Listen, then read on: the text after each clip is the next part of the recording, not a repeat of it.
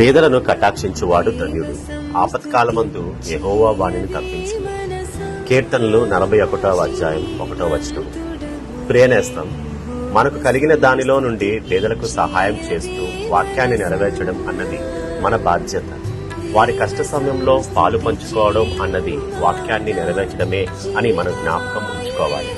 మనకు కలిగిన దానిలో నుండి పేదలకు సహాయం చేద్దాము. ఇది ఒక అలవాటుగా మనం చేసుకోవాలి. అలాంటి వారి కొరకు దేవుడు చూస్తూ ఉంటాడు. మనం ఆయన ఆజ్ఞను నెరవేర్చితే మన కష్ట సమయంలో దేవుడు ఆదుకుంటాడు. ఆమేన్. అత్యధిక ప్రేమ స్వరూప